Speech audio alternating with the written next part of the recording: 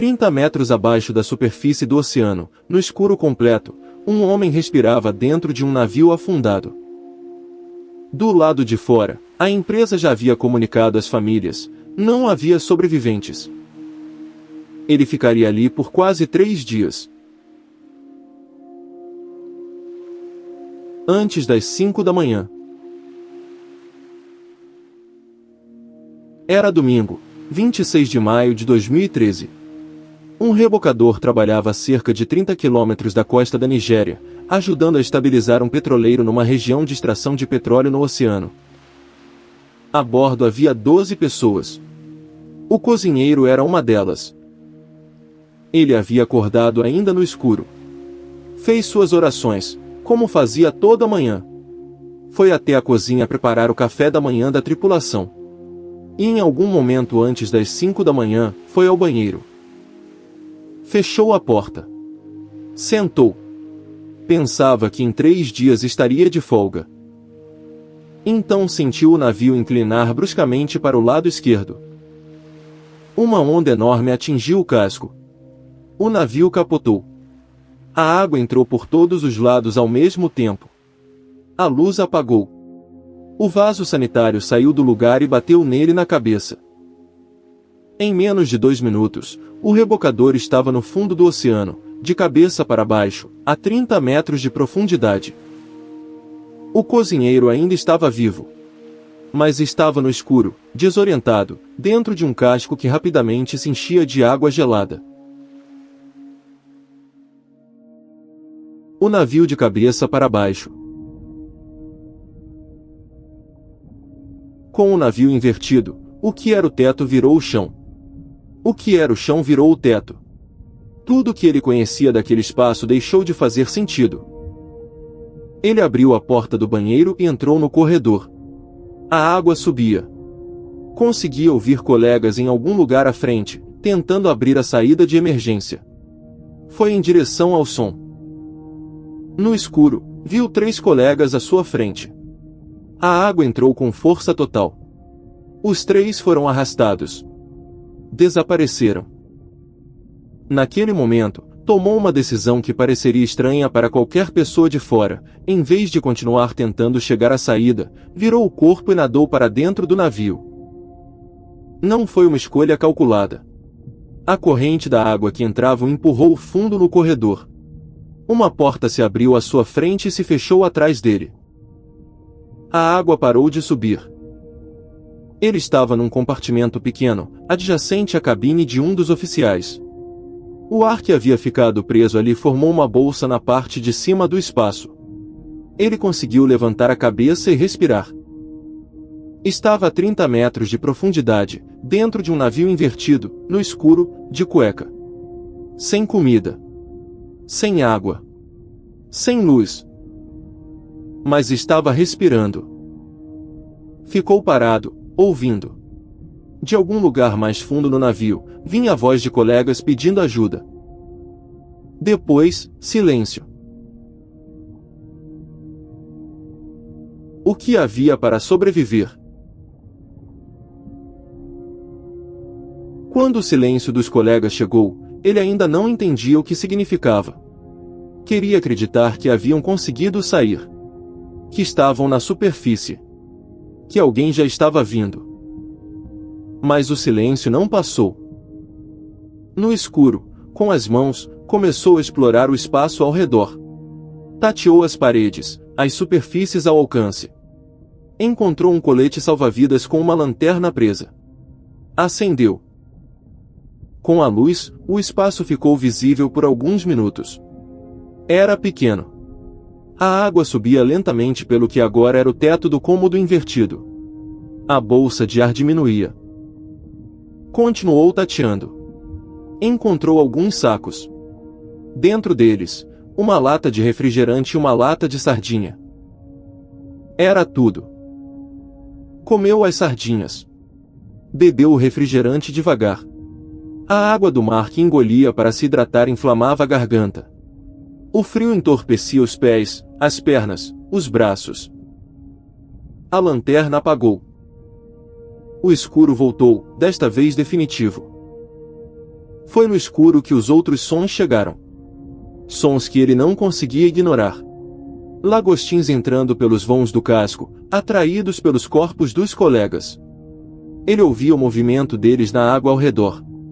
E os sentia quando chegavam até ele, mordendo a pele exposta dos braços, das pernas, do tronco.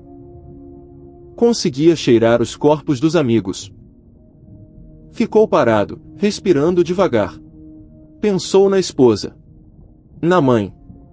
Começou a cantar hinos baixinho, sozinho, no fundo do oceano. A bolsa de ar. O que o mantinha vivo era uma coincidência. Quando o navio afundou e os compartimentos começaram a se encher de água, as portas fechadas prenderam ar em alguns cômodos. Aquelas portas estavam fechadas por um motivo específico. A tripulação tinha orientação para manter tudo trancado como proteção contra a pirataria, comum naquela região da costa. Uma rotina de segurança que, naquela madrugada, acabou salvando a vida de um homem sem que ele soubesse. Mas aquele ar não ia durar para sempre. A cada respiração, ele consumia o ar disponível e liberava dióxido de carbono. Em espaços fechados, esse gás se acumula. Em concentração alta, causa tontura, confusão e, mais tarde, inconsciência. Ele não sabia quanto tempo tinha. Sabia apenas que precisava sair dali, ou que alguém precisava entrar. Para não ficar na água gelada, começou a trabalhar no escuro. Arrancou pedaços de madeira de painéis do cômodo, um por um, às cegas. Juntou o suficiente para montar uma espécie de jangada dentro do compartimento, que flutuava na superfície da água. Rasgou pedaços de roupa e fez uma corda, prendendo uma ponta no cômodo para se orientar nas vezes em que fosse nadar no escuro sem se perder. A jangada era pequena e improvisada, mas tirava o corpo da água. E isso, no frio daquele fundo de oceano, era a diferença entre resistir e não resistir.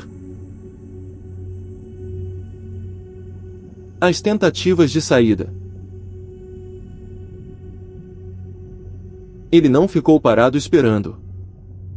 Várias vezes, ao longo das horas que se seguiram, mergulhou para fora do compartimento e entrou nos corredores do navio.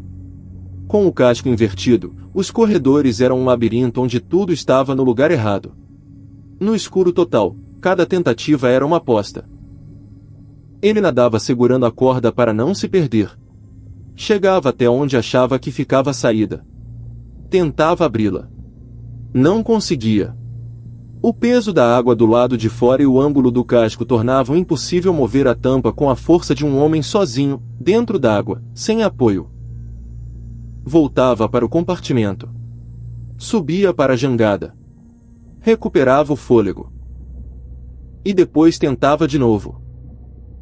Em terra, a empresa já havia comunicado às famílias dos 12 tripulantes que não havia esperança de sobreviventes. As buscas na superfície não haviam encontrado nada. O navio estava no fundo. A conclusão parecia óbvia. Não para ele. Depois de várias tentativas, parou de tentar sair. Não por desistir. Por calcular. Cada mergulho gastava energia que ele não tinha como repor. Cada tentativa frustrada devolvia o desgaste sem o resultado. A decisão mais difícil não foi tentar sair. Foi parar de tentar, ficar na jangada e esperar por algo que não tinha nenhuma garantia de que viria. Continuou cantando. Continuou rezando. O tempo passava sem que ele soubesse quanto. O som. Perto de 60 horas depois do afundamento, ele ouviu algo diferente. Um baque metálico vindo de fora do casco. Não era o som do oceano. Era o som de algo sendo fixado ao navio por fora. Uma equipe de mergulhadores havia descido, mas não para resgatar ninguém. Haviam sido contratados para recuperar corpos e verificar o estado do casco. Ninguém esperava encontrar alguém vivo. Ele ouviu os mergulhadores entrando no navio. Ouviu os sons avançando pelos corredores. E então, os sons começaram a se afastar. Estavam indo embora. Mergulhou para fora do compartimento no escuro, com o pouco que restava de força. Tateou pelo navio até encontrar um filtro de bebedouro preso a alguma estrutura. Arrancou. Voltou ao corredor mais próximo da direção dos sons. E começou a bater no aço com tudo o que tinha. O som do metal contra o casco se propagou pelo navio. Não sabia se alguém havia ouvido. Os sons dos mergulhadores haviam parado. O silêncio voltou. Ele subiu de volta para a jangada e ficou no escuro esperando. A luz. Depois do silêncio, veio a luz. Uma luz de tocha apareceu no corredor do lado de fora do compartimento. Fraca, distante, mas real. O feixe atravessava a água e chegava até ele como algo que não deveria existir ali. Ele não pensou. Jogou o corpo para dentro da água e nadou em direção à luz. No escuro, chegou até o mergulhador antes de ser visto. Tocou a cabeça do homem. O mergulhador levou um susto violento. Dentro de um navio afundado, após horas encontrando corpos, qualquer toque inesperado vindo do escuro seria algo a temer. A reação foi de choque. O mergulhador recuou. Mas a mão o segurou. No barco de suporte na superfície, o responsável pela operação acompanhava tudo pela câmera do capacete do mergulhador. Quando a mão apareceu na tela, a reação inicial foi a mesma, outro corpo. Mas então a mão se moveu. Agarrou. Puxou. E a voz do mergulhador chegou pelo rádio. Há um sobrevivente. Ele está vivo. O mergulhador aqueceu o corpo dele com água quente. Colocou uma máscara de oxigênio. Com cuidado, guiou-o pelos corredores alagados e invertidos do navio, através da lama e do escuro, até a saída. Do lado de fora do casco, havia luz da superfície, distante, acima da cabeça. Ele estava fora. Subir não era simples. Sair do navio não era o fim. Depois de quase 3 dias respirando no fundo do oceano, o sangue dele estava cheio de nitrogênio, um gás que se dissolve no sangue sob pressão alta. Subir direto à superfície faria esse gás formar bolhas dentro do corpo, como quando se abre uma garrafa de refrigerante com força. Essas bolhas bloqueiam veias, causam dores extremas e podem matar. Ele precisava subir devagar. Os mergulhadores o colocaram numa câmara fechada e pressurizada, mantida na mesma pressão do fundo do oceano. A câmara foi içada ao convés do barco. De lá, ele foi transferido para uma câmara maior, onde a pressão foi reduzida aos poucos, ao longo de dias. Quando finalmente saiu e viu o céu pela primeira vez, olhou para as estrelas e pensou que havia ficado embaixo d'água por um único dia. Foi quando disseram a ele: foram quase 3 dias. Dentro da câmara, soube também que era o único sobrevivente. Os exames médicos que se seguiram revelaram algo que os médicos chamaram de improvável: os sinais vitais eram normais. O corpo havia resistido a 60 horas de frio, fome, escuridão e ar que se esgotava, sem danos permanentes visíveis. Chorou quando soube dos outros 11. Os anos que vieram depois foram difíceis. Pesadelos recorrentes acordavam-no no meio da noite. O escuro, a água gelada, o som dos colegas desaparecendo no corredor inundado, tudo voltava enquanto dormia. Por um tempo, não conseguia imaginar voltar ao mar.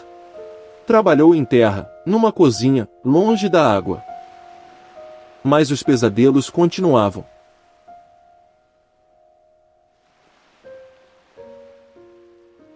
A história por trás da história. O homem que você acompanhou nessa história existiu de verdade. Era cozinheiro de bordo, tinha 29 anos, e não tinha nenhum treinamento de sobrevivência. Era o homem responsável por garantir que os outros comessem. O nome dele é Harrison Kenny. Ele afundou na costa da Nigéria em 26 de maio de 2013, e passou quase 3 dias respirando no fundo do oceano dentro de um navio invertido. O resgate foi filmado pela câmera do capacete do mergulhador que o encontrou. O vídeo foi divulgado meses depois e circulou pelos noticiários do mundo inteiro. A cena da mão emergindo do escuro dentro de um navio afundado se tornou uma das imagens de sobrevivência mais reconhecidas já registradas. Dos 12 tripulantes do rebocador, 10 corpos foram recuperados.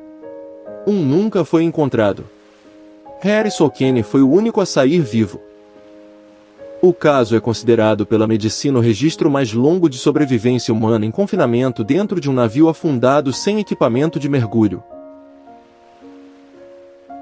Em 2015, 2 anos depois do acidente, Harrison tomou uma decisão que ninguém ao redor conseguia entender.